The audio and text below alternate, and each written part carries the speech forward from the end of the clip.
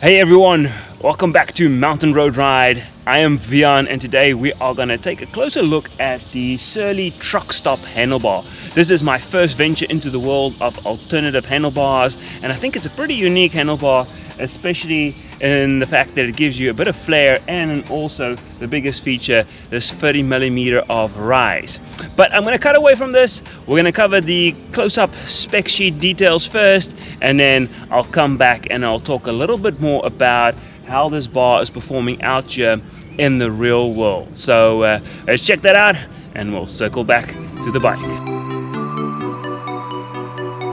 Right, so let's just quickly take a closer look at the Surly truck stop handlebars. So you can see the one that I got was the 42 centimeters in width, so that is measuring it from the hood up to the other hood.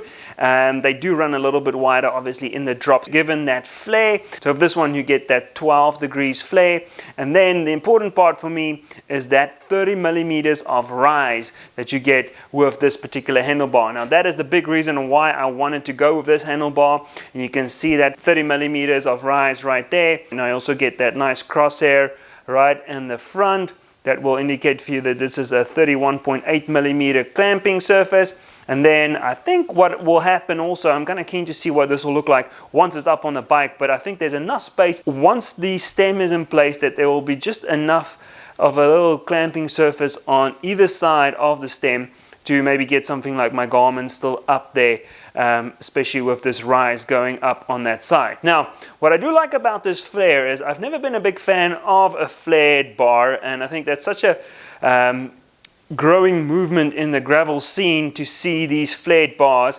Now this one with the 12 degrees of flare definitely isn't as noticeable as what you find with some of those bars that maybe go up to like 16 and beyond. You know, with them you really see a noticeable flare out and kind of goes off to the side quite a lot. I've never been a big fan of that, but this bar I think gives me just enough of a moderate flare, and that is obviously for me important. You know, I've been doing a lot of off-road riding where I do feel like I just need a slightly wider stance, a little bit more stability in the drops. I do like to ride in the drops quite a lot, and I think the flare on this bar is just enough to give me just a bit more stability when riding in the drops. Now what I also like about this, I think given the shape of this handlebar, is I'm not going to find as much of a tilted in hoods. Never been a big fan of that either, especially when you find those really flat hoods with the super wide bars, but this I don't think is going to be a problem as much.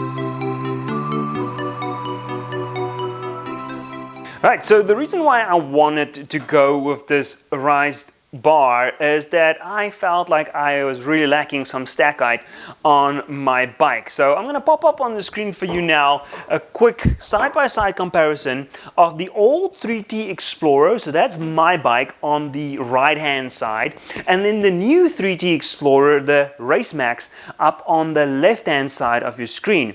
Now what you'll be able to see from that chart is that on the right hand side, my current 3T Explorer, I ride a size medium. Now looking at the rider heights, my issue was that I sort of fall right on the upper edge of a medium and on the lower edge of the large.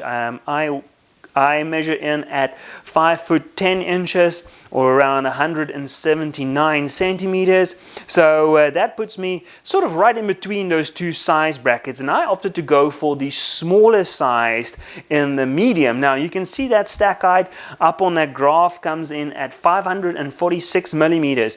Now over on the left hand side, there you can see that similar to my current model, with the Race Max, I also kind of fall right on the edge between a size 54 and a size 56. Now, let's say I do opt to go for the size 54 in the newer sizings. There, the stack height actually comes in at 564. So I think 3T realized that in their older models, they definitely cut that stack height a little short, and that's something that I've noticed on my rides as well. I do feel like I'm a little squeezed in, maybe on the roads, the regular paved roads, where I do want to get into a bit more of a tucked position. There I feel pretty comfortable, but when on gravel surfaces, going down into the drop position, position, I did feel a little squished in, and that's why I wanted to free up some of that space and add back some of that stack height, similar to what you might find on the newer models. And so that's where this additional 30 millimeters of rise is now definitely going to help me just to bring up that stack height ever so slightly to make it a bit more comfortable. And I think that 30 millimeters is going to be just great. So we're going to get this up on the bike and then I can go test it out. Now only one last thing remains is that quickly pop this up onto the scale to see what this weighs in at.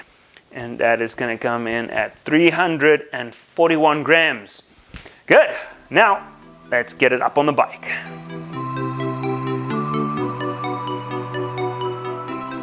Good, so just to show you a close-up, first of all, of the view that you would have as the rider on this bike. Now, you can obviously see that 30 millimeters of rise, and what you also notice is that there's not a significant amount of flare out. So this is what I mentioned in that previous discussion, is that there's not that crazy amount of kick out when it comes to the flare on the side here.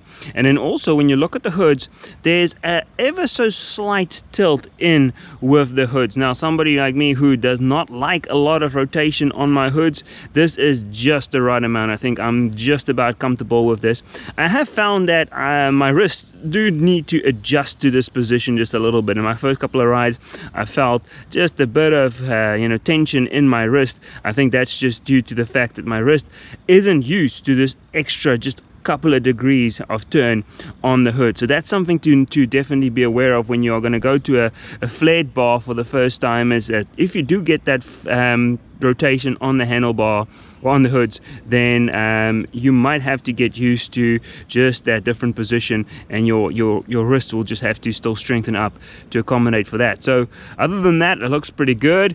And you can see what I mentioned also in that other video is that there's more than enough space on either side of the stem to still mount something like a Garmin or a light or whatever else you want to mount on that side. Now, as I mentioned in that other discussion, you can clearly see what I needed to do in terms of the stack height. I previously had used this stem, and this is at a 12-degree angle, so that gave me as much height as I possibly could get out of the setup before going to a handlebar like this. Now what I have the option to do, you can see I've got two spaces here, both 10 millimeters, so there's 20 millimeters of room now to move.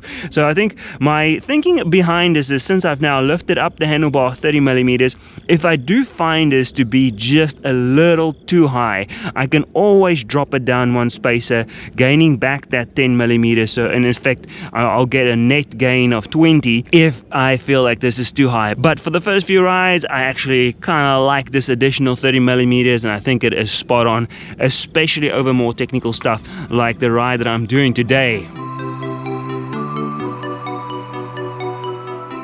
Alright, so now I can just give you a quick view of what the hands position look on this new setup. So as you can see, there's that slight tilt of the hoods. Now what I like about this is that you can actually still get into a very aero position up here. When going on the downhills, this gives you a nice bit of aero tuck, and you can bring in your elbows. You can see my arms pull in, and that's still going to give you a nice aerodynamic position when you are on the hoods. So other than the hood position, you can also obviously ride over here. Now I like that for a climbing position, and I kind of like how my thumb just drops down, and it gives a nice solid feel right there when you're on the top of the bars and you want to climb steadily uphill. Now what I will actually do in the future is I do prefer just a handlebar that's a bit more padded at the top here. So I'm going to put some gel inserts within this stretch over here just to thicken it up, give it a bit more grip, and also just to help for the shock absorption around this part. I think that'll ease up this position a little bit more. Then obviously beyond that, you've got the drops, and it's a very nice shallow drop. I think that's what I like about this as well. When you go from the hoods to the drops, there's not a big drop off right there, and very comfortable, and I can easily ride for extended periods in the drops, and that's something that I do quite a lot. I climb within the drops and like to accelerate and just ride steadily over long periods of time also in the drop. So that additional height now really allows me to be in the drops so much longer, and it really takes off that excess stress from the back. And then what I also like, and this is a kind of a minor detail, is that these drops actually extend a little bit beyond what normal handlebars would. And I think my previous one might have been cut off over there, so now I've got just those extra few inches here at the ends, and that's neat, especially when you just want to go right up to the ends of the bars and you get the maximum amount of width right there.